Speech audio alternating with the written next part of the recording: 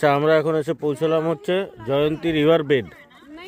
আমি তো খুব সুন্দর করে আমার দাদা আবার গ্রোপো আনতে গেছে, গ্রোপো দিয়ে তুলবে, গ্রোপো দিয়ে নদীর জলই নাই, তুলবে কেডা?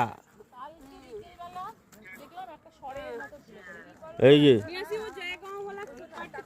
দারুণ একটা ব্যাপার, কিন্তু নদীতে এক ফোঁটা জল নেই। পুরো এটা কিন্তু মানে এত বড় একটা আর কি নদী, ওইদিকে সব ওইটা নাকি ভুটান পাহাড়, ওইদিকে ওই যে ওইটা ভুটান নাকি, ওইদিকে ওই যে মেঘে ঢাকা যেখানে পাহাড়, ঠান্ডাও খুব একটা বেশি নেই। এটার নাম হচ্ছে জয়ন্তী রিভার বেড। খুব নাম শুনেছিলাম, কিন্তু এসে খুব একটা ভালো লাগলো না আর কি। একটু নদীর একটুখানি তো জল থাকার কথা, কিন্তু সেও যদি না থাকে তাহলে আর কি, কোথায় গিয়ে হাত ধোবো, কোন জায়গায় চলতেছে নদী আমি তো সেটাও বুঝতে পারছি না, জানি না। দেখা যাক কি হয়, রাতটা এনজয় করব আর কি করব।